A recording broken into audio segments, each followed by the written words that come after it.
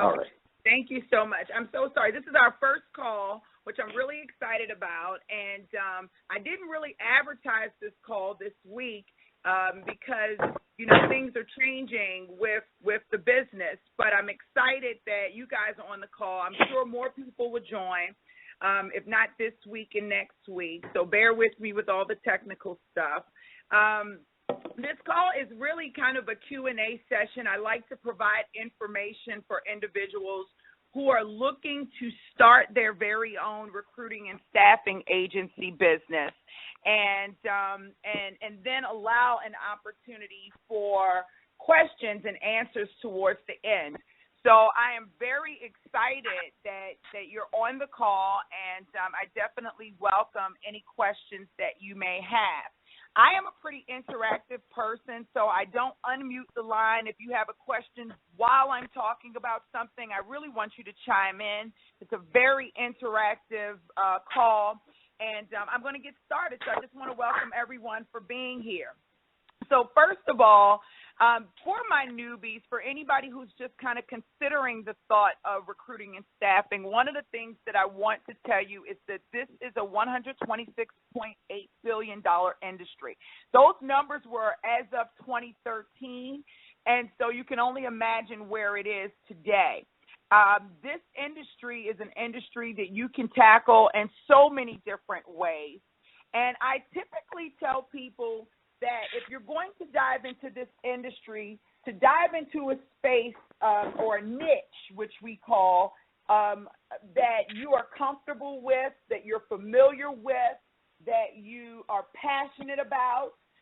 That's another thing, because you can do, or that you're currently doing, or something that you're currently doing now. So the reality is that if you are a database administrator, you may be in that job every day, but you may be more passionate about web development. And so, you have the ability to start a staffing agency, in the web development space and for the database administrator space.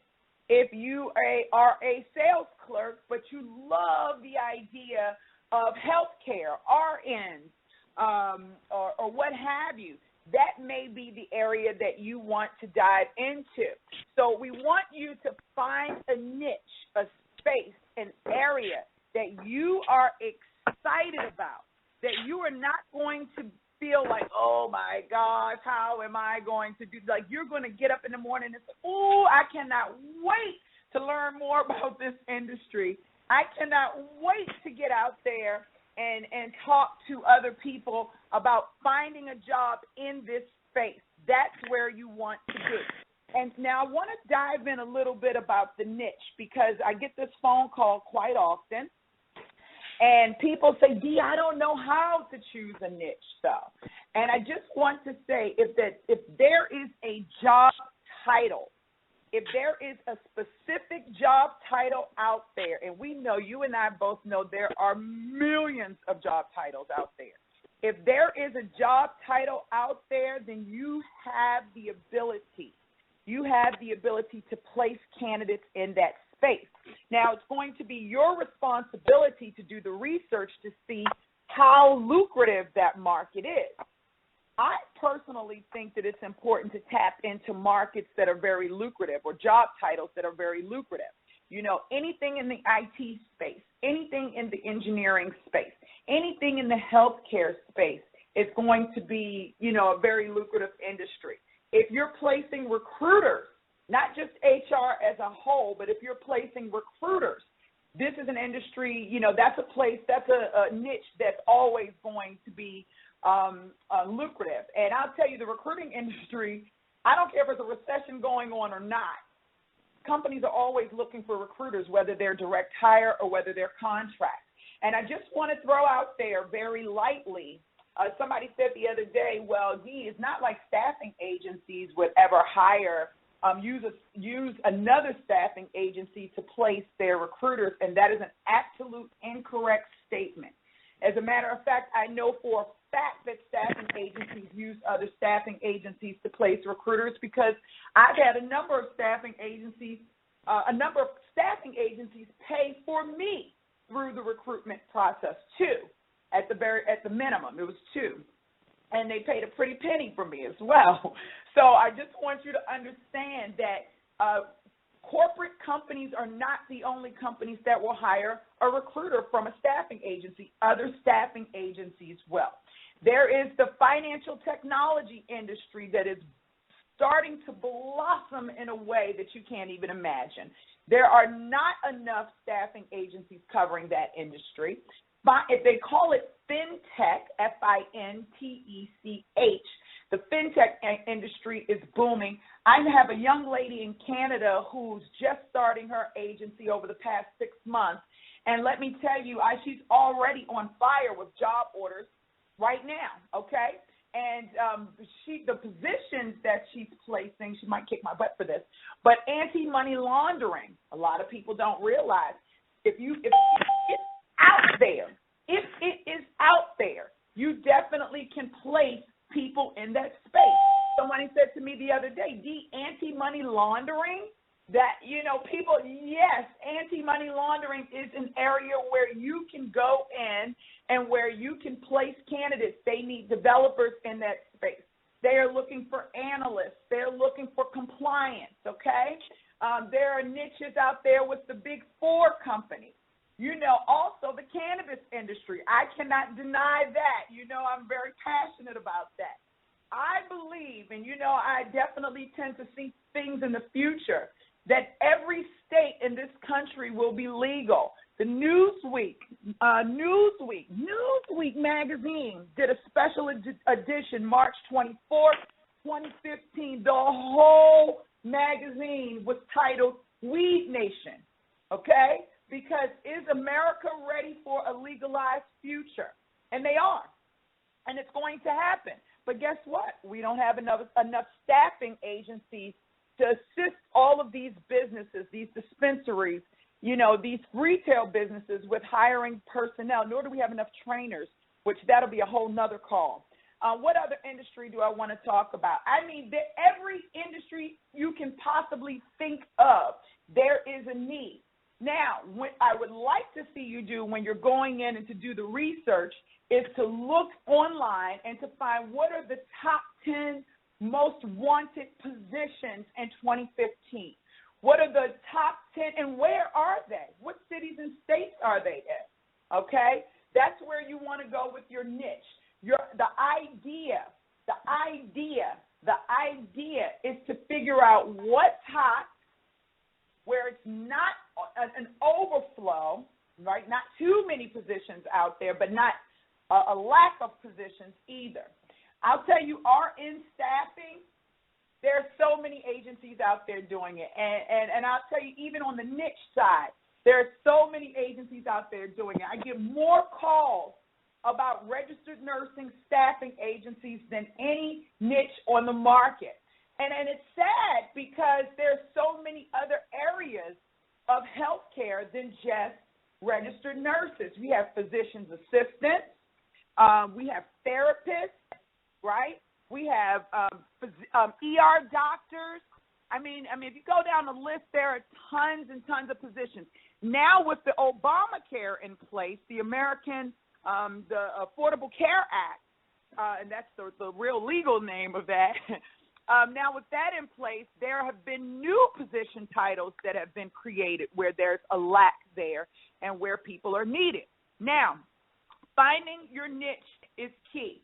I want to open the floor a little bit right here because I like to be interactive. Does anybody have any questions? And these are just this is light information. But does anybody have any questions about potential niches?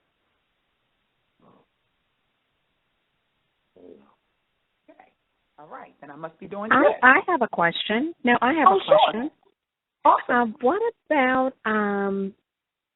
graduating students in the area of science, technology, engineering, and math, or those STEM positions? I love it. The STEM area is one of the hottest areas on the market today. I believe that you're going to definitely want to make sure that there's a market because a lot of times when you're talking about graduates, what type of salary are they going to come in at? What type of programs are companies that you're recruiting them into, are they willing to pay a fee for a graduate, or is it easier for them to do college recruiting, right? You want to just do your research on that. And I think I would never say no to any niche whatsoever. But some niches are going to require a little bit more research and a little bit more strategy, okay? Because a lot of these companies out here, they do have someone internally that are specifically focusing on graduates. Now, let me step back just a little bit. About 2 years ago, there was a company here in Atlanta, Georgia, and I won't name their name. They were a large company, maybe Fortune 50, and they outsourced us to find junior-level Java developers. So it's very doable. The fee was low, but we had to place 50 of them for a contract, and they wanted us to go into the universities to hire them. So let me pull back a little bit. You still want to have strategy, but can it be done? Is there a market? I'm 100% sure that there's a market there for you. Okay, great. Thank you for that answer. Thank you for asking the question. Any more questions around the niche?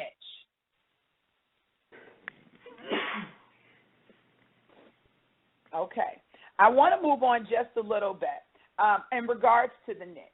And I'm really going through and answering questions that people have asked me or that they sent prior to this call, because I think it's important to touch on some of the things that you guys are wondering about when you're thinking about starting a staffing agency.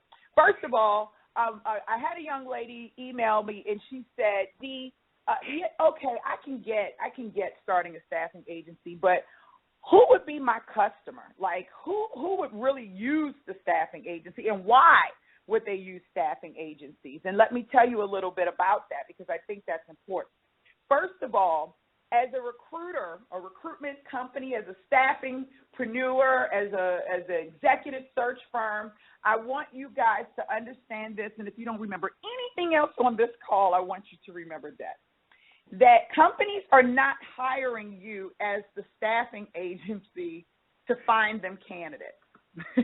And I know that sounds weird, but they're not. They can find their own candidates. They can go use a job board, and they can find their own candidates. They don't need you to do that. That is not why they hire you, okay? Really, the real reason that they hire you is to, yes, find the candidate, but also to secure the candidate, okay? And you may think, well, Dee, why do they need to secure the candidate? Why can't they do that on their own? Well, listen, time. What's more precious and valuable to a company?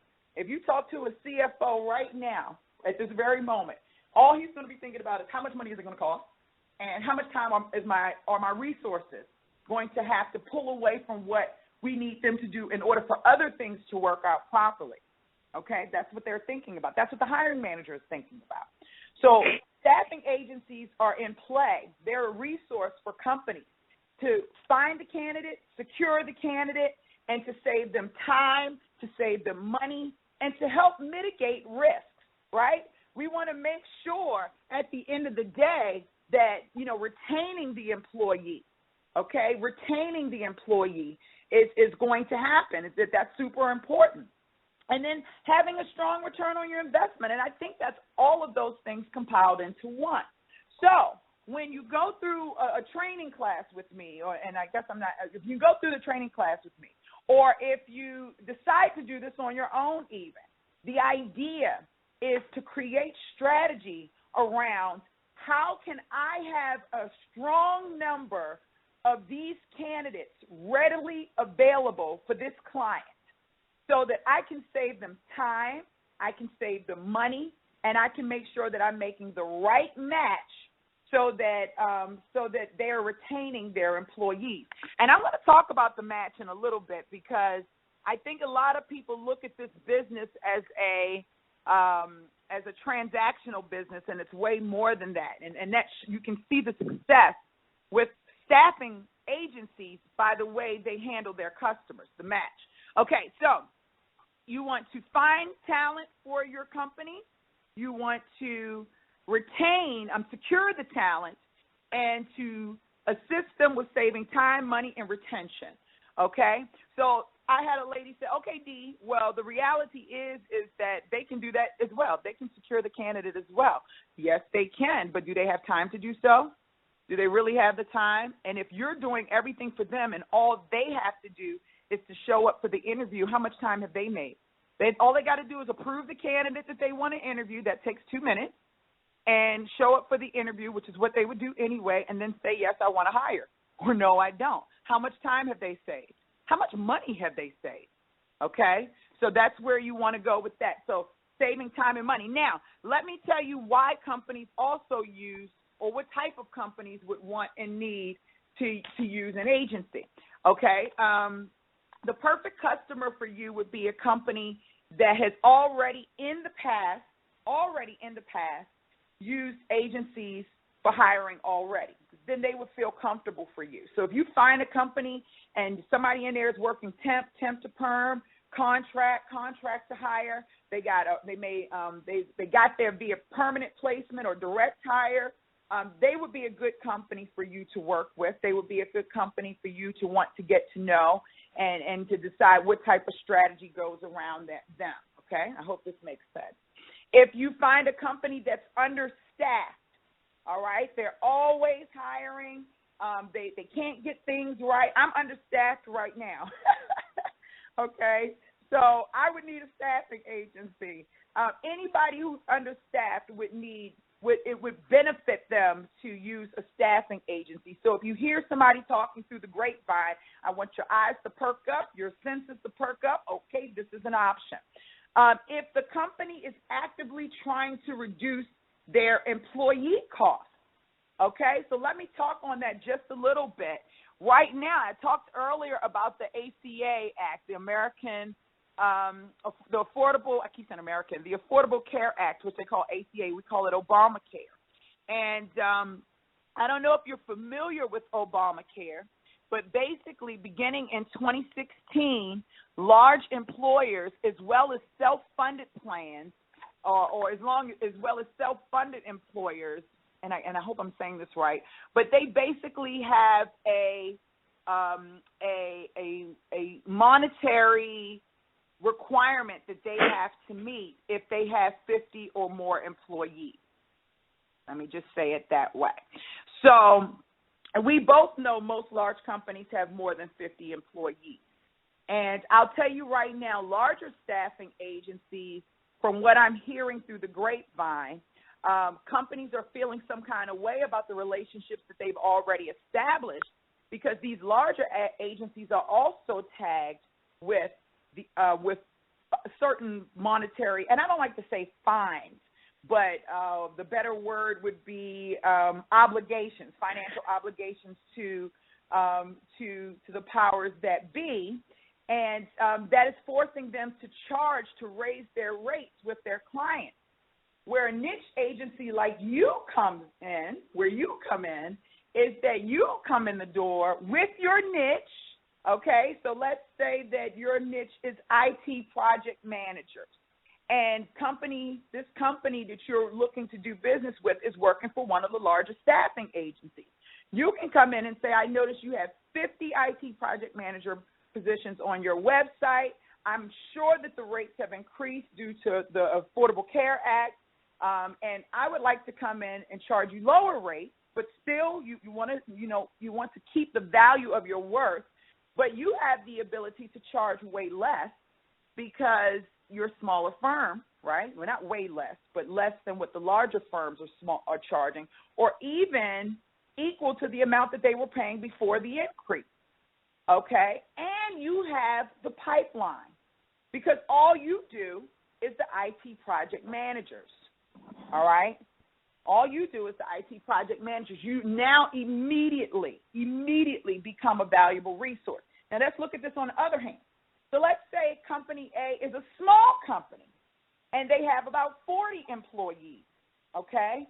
They know if they hire 10 more people, then their whole situation is about to change.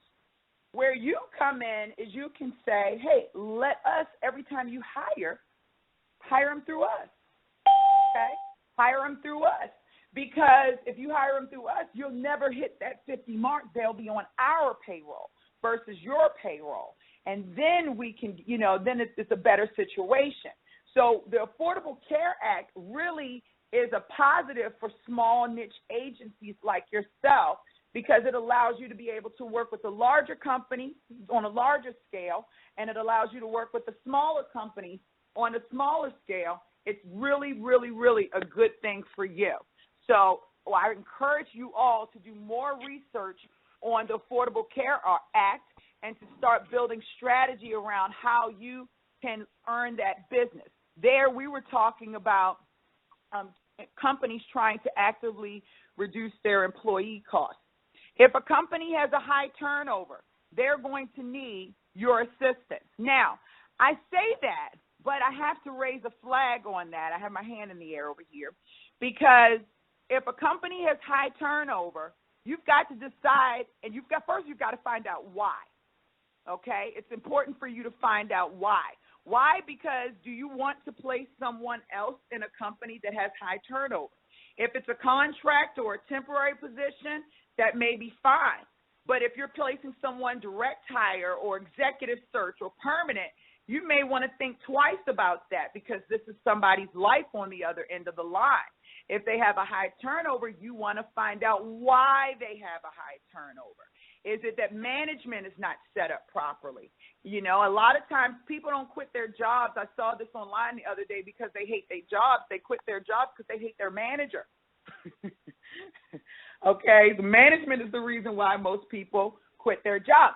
So I want you to keep that in mind. You want to find out why they have a high turnover. But we know some positions, that's just the culture. So, for instance, sales positions typically have a high turnover. All right.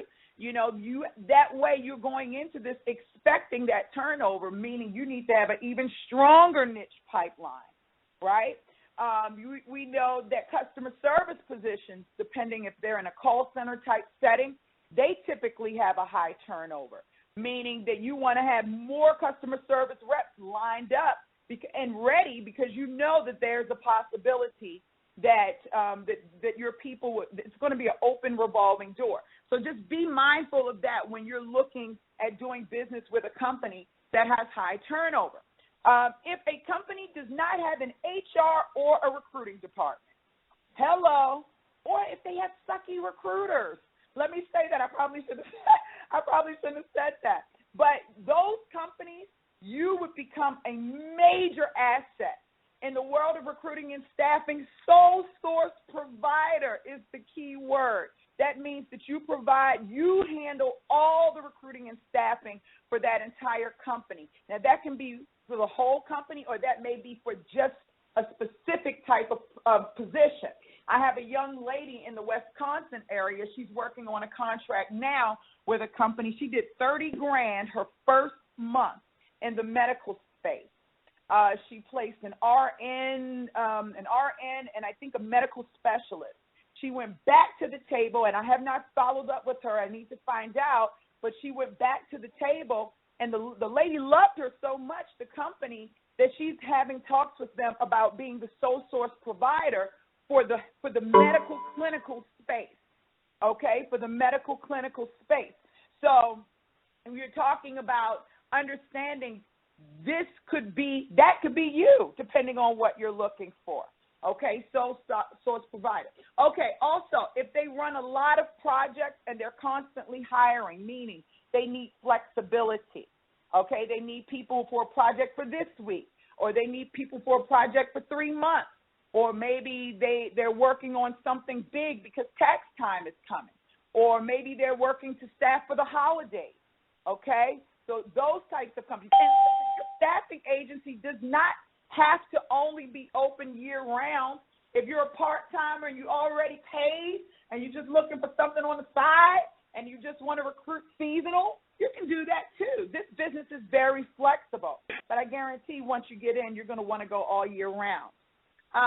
If they're having difficulty finding qualified candidates to fill job openings, I spoke to a lady yesterday, and she said to me that she got her first job order by accident. Somebody called her and tried to recruit her, and she said, you don't want me for this position, but I have somebody for you. And she went ahead and she placed that person. She placed another recruiter. And then she's like, but I don't know if I'm ready to start my own agency. What? Lady, come on now. You already did it once. All you got to do is do it again, you know?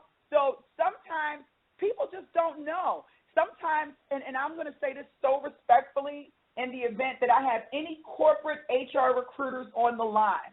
Most corporate HR recruiters, they and I say this so respectfully, and they would agree, but they lack a sense of urgency.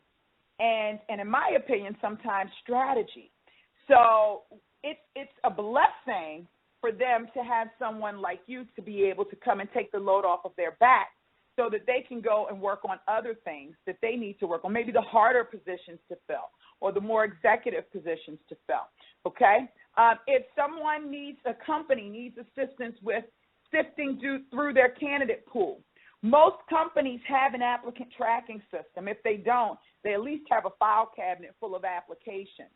What typically happens in a corporate company is that people apply over and over and over again, you know, one time, 3 times, or millions of people are applying, and the recruiters are typically going out of the applicant tracking system to find the people. I know that sounds crazy and backwards, but it's very true. And not only are they going outside of the applicant tracking system, but they're using companies like you. They're using companies like you to help them find, never looking in their applicant tracking system. A good friend of mine, Glenn Cathy, he says that it's the dark hole. He calls it the dark hole in the applicant tracking system. And so sometimes companies need someone to just go through the ATS and to say, oh, these are a good fit, or these are a good fit, and to really kind of start to put together a short list of candidates that may be a good fit for the company, and even pipelining those a number of candidates for the company, which and we'll talk about pipelining on the next call, but that's super important, okay? If a company needs to hire quickly, all right, like today, their boss said, no, I need somebody right now. You know, they may call you right now. I've worked in staffing in a staffing agency where we've gotten calls 7 o'clock in the morning. Someone wasn't showing up for work today, or they called out. I'll tell you one thing: the teaching industry, substitute teachers, you'll see that a lot in this space. And yes, school districts do use staffing agencies to place teachers if you're not aware. Okay, so if they need to hire quickly, administrative, you'll see that in that space. In the customer service space, you'll see it there as well. I've even talked to someone who started a staffing agency in the car sales arena. I would assume that they may need that option there as well. If someone is looking to prepare, let's see, I think I said that one, need to prepare or pipeline, okay, I get to talk about this, prepare or pipeline specific talent for upcoming hiring needs. Let me explain something to you. If you have an applicant tracking system and you've got 50,000 resumes in that applicant tracking system, they are of no value to you unless you've had a conversation with them. All right? Having candidates in your applicant tracking system versus pipeline candidates. And pipeline candidates are when you've actually had conversations with them, you know them, you may have reference checked them or built a relationship with them. You may have, I don't know. I mean, pipeline candidates, you know what they're looking for. I typically say I've profiled a pipeline candidate. I know what they're making, how much they're, what they're looking to make, what they love about their job, what they hate about their job, what's exciting about what they do, what they absolutely don't want to do, what the ideal company looks like for them. Okay, that's a pipeline candidate. Most companies do not have a pipeline of candidates.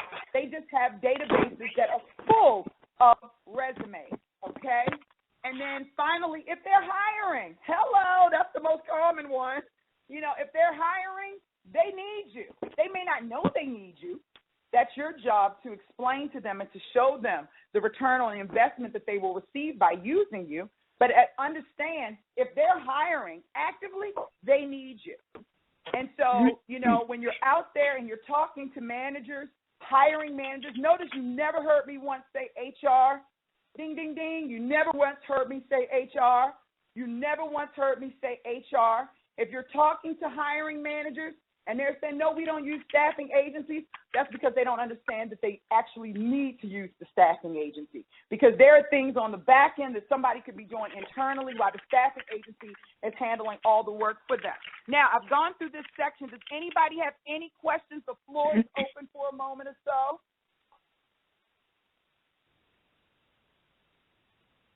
Don't be shy.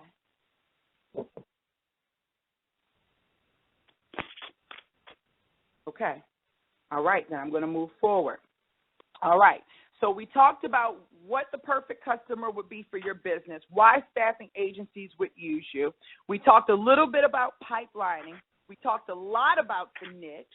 I felt like I wanted to go back to the niche for a little bit because I felt like there was something else. We talked about the Affordable Care Act, which is really good. I also want to touch on your mindset. Oh, let me go back. Let me talk about the match a little bit, because I think that's important for at least for a first phone call. If you've watched any of my videos, you'll know that I'm very big on building the relationship. It's imperative. The staffing agency industry has, in my opinion, this is Dee Williams' opinion, you can tell the world I said it, I think that we have gone away from the true meaning of why the agency is even in business or how they're supposed to function. And it has become a very transactional business, okay, where people have been treated as products, products, you know, to companies. And the reality is that people are not products. You and I know, because we are both people. You know, people need to be treated as such. So when you're in this business, if you're in this business or starting this business thinking, okay, yes, Dee said I'm going to make $1 million in my first year, which is possible. Let me just tell you, that's very possible. And I'll talk a little bit about two of the clients that I'm working with that have hit numbers so close to that it's insane. Okay, so she said that I can make this money in my first year. So I'm just going to find everybody I can find, and I'm just going to try to place them in position. Okay, and I want to bring you back into a level of reality here today. All right, and I really want you to take this thing and look at it from a different perspective.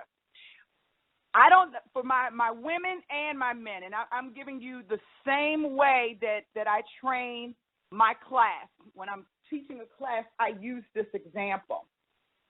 If you're single, or if your child is single, or your best friend is single, my question to you is, would you honestly just introduce them to anyone without getting to know them and without really understanding who they are before you make the introduction? That's a serious question, okay? That's a serious question, because the recruiting and staffing industry is a matchmaking business, okay? It is a matchmaking business, just like if you were a matchmaker for love. But instead of you being a matchmaker for love, in this particular instance, you're just a matchmaker for jobs, okay? So let's think about this. Let's really sit down and let's talk about what that looks like, all right? So I like to look at the idea of maybe I'm hooking my best friend up with somebody. My best friend may be single, and I know in her mind, she's sitting there and she's saying, oh, I wish, I had this. I wish I had that. That's my little story that goes around the show. And so I'm getting an idea of what she wants, what she likes, what she's interested in, right? Okay, great. I got all that good stuff. Now what do? I go out there and I start meeting guys, right? So now I'm asking, I'm starting to screen them. What do you like? What's your favorite color? What annoys you? What's missing? Now I'm going through and I'm starting to screen those guys, and I'm weeding them out based on what my best friend is looking for in a mate, okay? It is no different in recruiting and staffing. it is no different than recruiting and staffing. You want to go out there and you want to make the match. What is the client looking for? What is the candidate looking for? This is why I encourage you to pipeline your candidates, because you can't make a match if you don't know what your candidates are looking for. Your candidates are your capital. Your candidates are your capital. So you've got to find out what your candidates are looking for, what your clients are looking for, and merge the two together. It is a matchmaking process. If you're under the impression that you're going to just pick up the phone and call into a company, okay, and try to spam them or one-night stand them, I'm embarrassed for you. It happens every day, though. I got a phone call 2 days ago from one of my students, and she said that she attended a conference recently, and during the conference, they had a panel of IT executives and IT professionals, and it was a brutal panel because they asked them, what do you hate the most, or what do you dislike the most about recruiters? And the first thing that they said was the fact that they don't even know who I am. They did not even take the time to do the research before they picked up the phone to see if I'm someone that they really want to do business with, or if I'm someone that's really a fit for the position. One guy said, it drives me crazy when recruiters send me emails and it has a job description. They don't even know me. They didn't even say hi. They just said, I got this job. Are you interested? Okay? So people are coming back around and understanding their worth, and they're understanding that they want to build, they want the relationship as well. When you open your recruiting and your staffing agency, especially your niche agency, and I encourage you guys to niche, okay? When you're opening your staffing agency, it's very important. Please mute your phone. Please mute your phone. Star 6, I believe, to mute your phone. Thank you. When you are niching, I don't want to mute all the lines, but I want everybody to be able to speak when they're ready. Okay, thank you.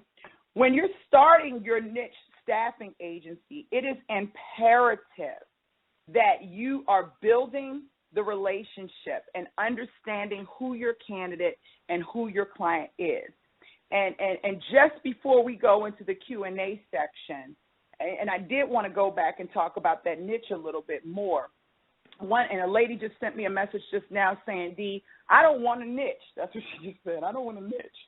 She said, I want to cover the whole IT industry. And I think that was a great question. Thank you so much. Let me just tell you why that is not a good idea if you're starting as a one-man firm, or why that's not a good idea even if you're starting as a three-man firm, but how you can grow into a general staffing agency, okay? And we got to go back and have this conversation. Most staffing agencies out there are general. That's the reality.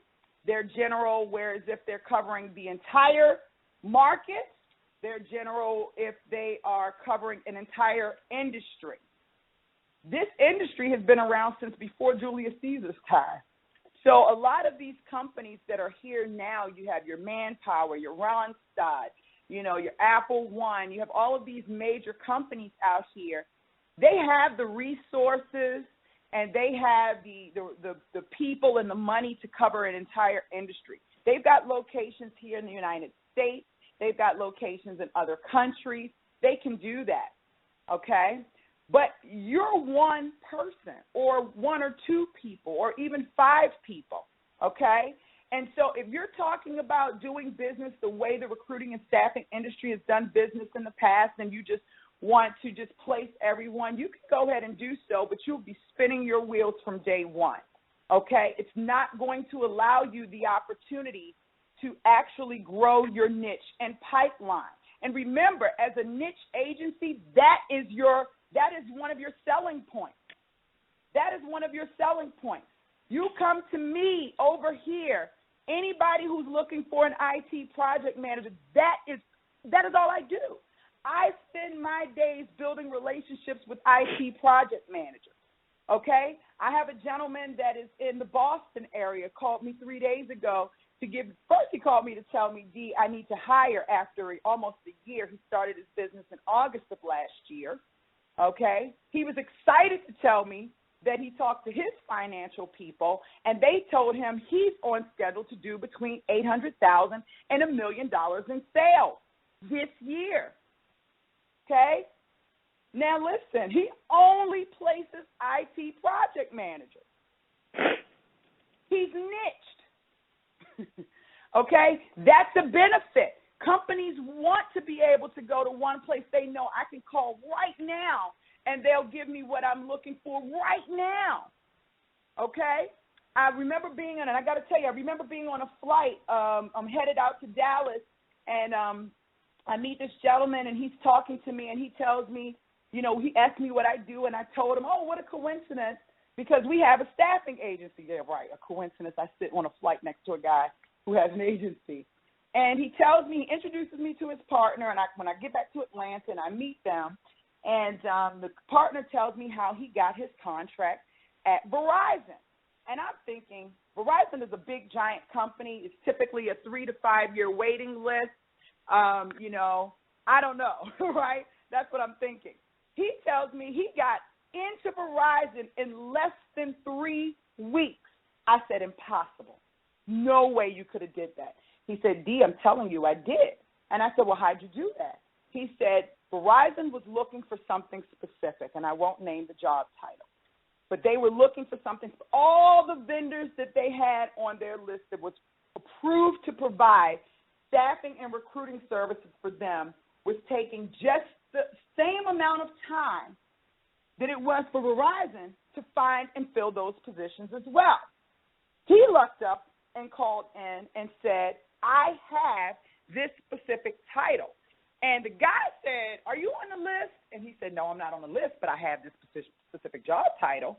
And so the guy told me, he said, if you can get me 3 of these people and the next day, then I'll put you on the list and this contract is yours.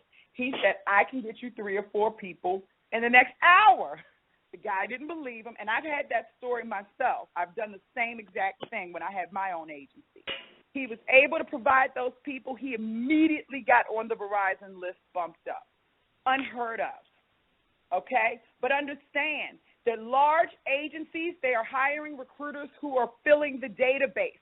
They are not pipelining. They're only talking to candidates when they get a job order, okay? And then if that person doesn't fit, they push that candidate away. They never call them back again unless they feel like they need them, which was also on that panel of people that were complaining, that were talking about what they hate about recruiters. Recruiters never call us back. They use us for their moment, okay? So larger agencies, that is their motto. That is not yours, or it doesn't have to be. That's why I encourage you to understand and to believe and to know that your candidates are your capital. You can have, my students hear me say this all the time, you can have 10,000 job orders.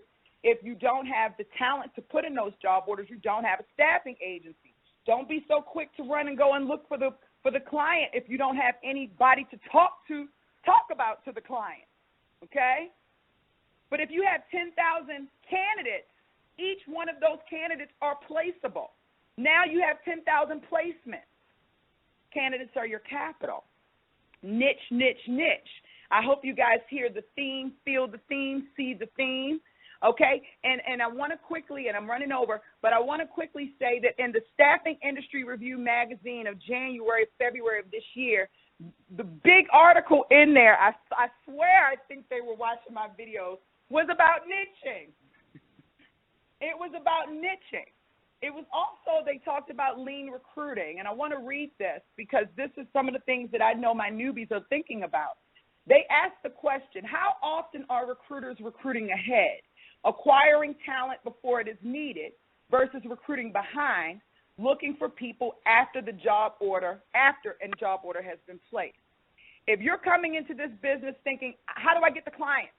I got to get a job order, and you don't have at least 50 candidates that you have screened and profiled and they could potentially be a fit for the client that you're looking to do business with, start all over again.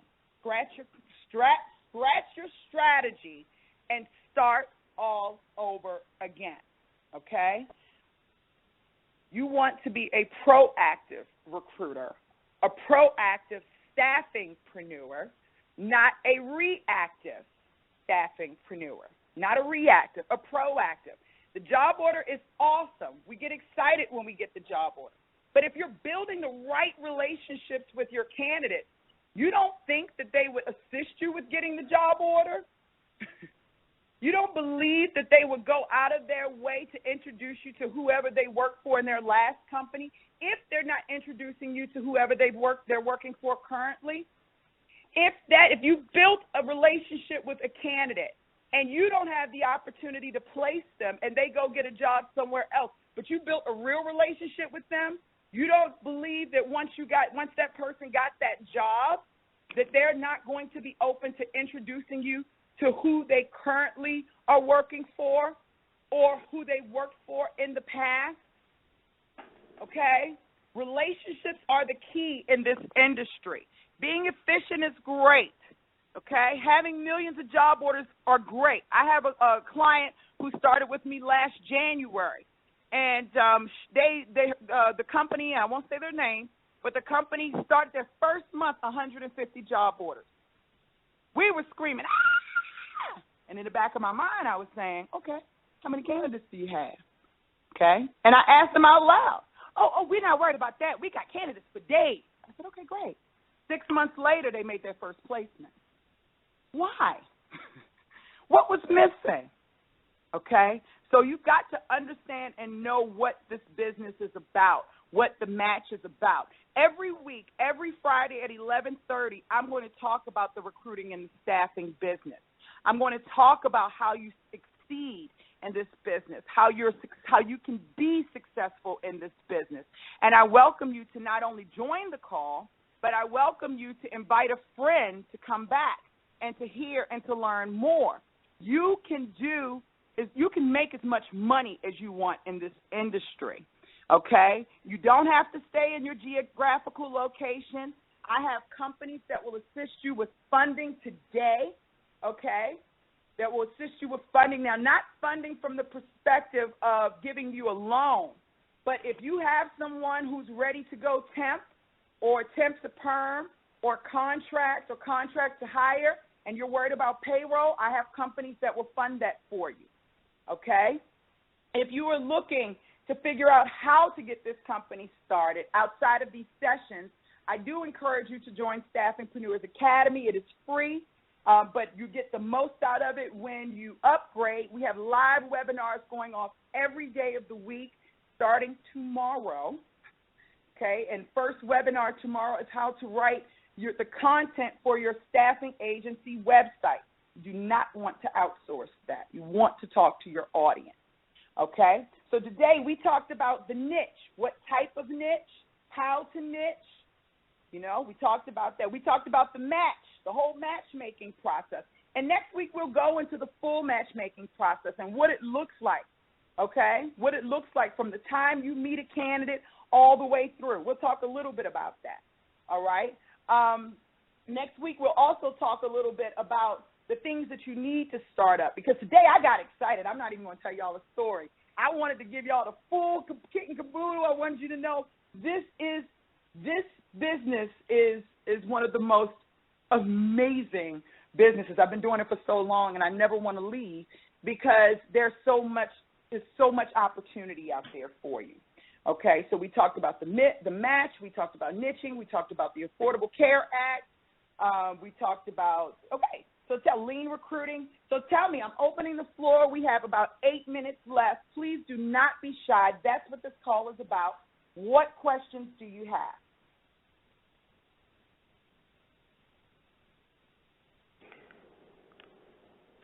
Nobody wants to know about funding? Nobody wants to know about, come on now, I know you got questions. What about funding, Dee? Okay. What's the question about funding? So, very lightly. So for your temp to perm and your contract potential candidates, starting off, we don't have the money, or we're waiting for them to pay us. So how would the funding work? Yes, thank you. Thank you. Who is that talking? Deshaun. Yes, Deshaun, remind me to kiss you and hug you virtually. Okay? Okay. So the funding companies work like this. Now, every funding company is different. So you would have to talk to each one individually to find out what they offer specifically, but let me give you an overall view. Basically what happens, once you're approved with the funding company, they actually put like their logo or a link on your website for your candidates to fill their time out, like a timesheet, an automated timesheet. The candidates go in, fill their timesheet out. On your end, that's what the candidates are doing. On your end, you're putting information into the funding company's website to ensure that they have all the information about the client, how much the candidate's going to get paid, who the candidate's going to be, so that when the candidate goes in and puts their time in, that their information is already in the system. Most funding companies will provide a credit check on the company to ensure that the company is able to pay you, okay? Once the candidate puts its time in, then the funding company will generate an invoice and send it to the client every week, okay? Every week. Now, that funding company is going to pay your candidate's salary for you, most of them up to 90 days. That will give you an opportunity to focus solely on the recruiting and staffing and getting more people on board while they're paying your candidate, okay?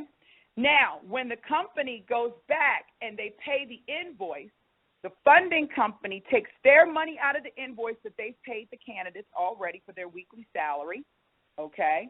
They will take out their percentage fee, which is typically between 2% and 12%, depending on the company that you sign up with. And then they go back and they pay you your profit check. Now, there are some staff funding companies that will actually pay you every week while they pay your employees every week, so that you don't feel like you're missing out. Not all of them do that, but some do, okay? So that's also a plus. In addition, they will start the process or gather the information you need for your taxes every quarter, okay? And some of them, and again, you've got to go through and kind of see who is who, and then so much more. They offer so much more depending on what company, what particular funding company that you're looking at working with. I have some companies that require a credit check for you to start up, and I have some companies that don't require a credit check for you. Okay, so it depends. Some of these staffing companies will become your employer of record, which means they will cover your insurance, your workman's comp, your general liability, all of that stuff, your error and emissions. They'll cover all of that for you. All you have to do is to make the placement.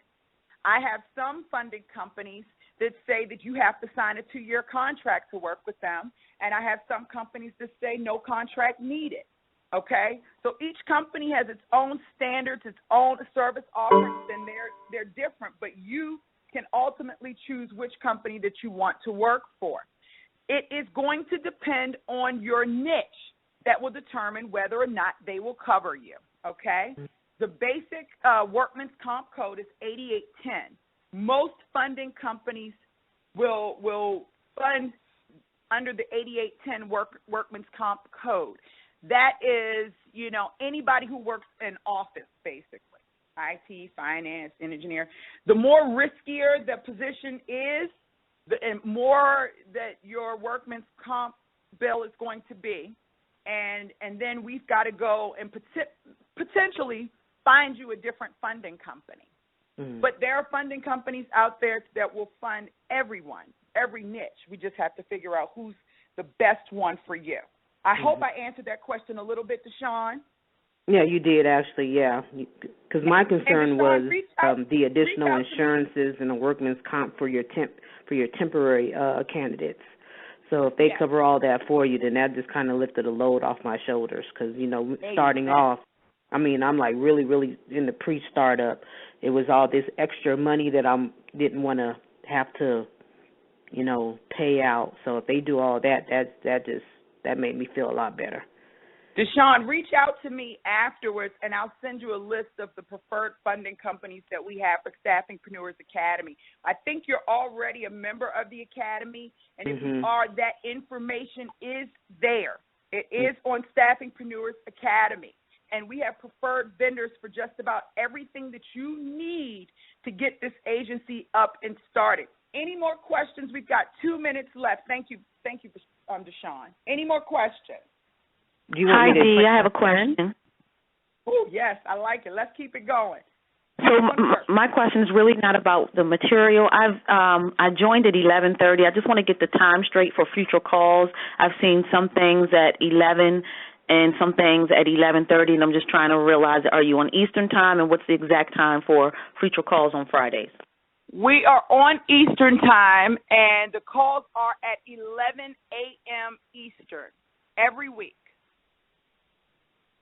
Thank you. Thank you. Anybody else have a question? I have one more quick question. This is in regards to the pipelines. And the question is, do you build both your candidate pipeline and your employer pipelines concurrently? Or do you get your candidates and then go out and search for employers? That's an excellent question. I typically build my candidate pipeline first. And then I build my client pipeline, because then I have an idea of what my candidates are looking for. And I believe that your candidates are your capital. However, when I teach my classes, I actually have them build both. I have them go out and see who's hiring, what they're looking for. I show them strategy on how they can figure out what those clients are looking for before they ever get on the phone and talk to a hiring manager. And while they're doing that, I show them a full view of how to build their candidate database, how to build the database. And then day one, first thing you should do, and you can see that in the launch checklist on a recruitmentstore.com, is you want to start pipelining your candidates. Everyone that is in your database that you have either went out and found, or that that have applied to a position that you may have put out prior to your start date. Okay, you go out and you start building a relationship. So it really depends on what is comfortable for you. But what I will tell you is that I never start calling my clients first until I have a pipeline. Because when I get on the phone with that client, or if I'm at an event and I run into a client, I know everyone that I have spoken to. So when he's telling me what his need is, I can immediately chime in and say, that's interesting, because I just spoke to, an IT project manager the other day who has this, that. He's been doing this, and these are some of the great things that he's been able to accomplish. Does that sound like something you would be interested in too? He sounds like he's right in line with what you're looking for. So naturally, he's going to say, why don't you shoot me a copy of his resume? Okay. I hope I answered that question a little bit. Any more questions? We're going over it. Any more questions? What's the easiest way to get in contact with you? Just through Staffingpreneurs? Staffingpreneurs Academy. I'm here every Friday at 11 a.m. I'm teaching live webinars every day of the week starting tomorrow. You can schedule a 15-minute consultation, but yesterday was the last day that I was scheduling one-on-ones, because you guys are on this call.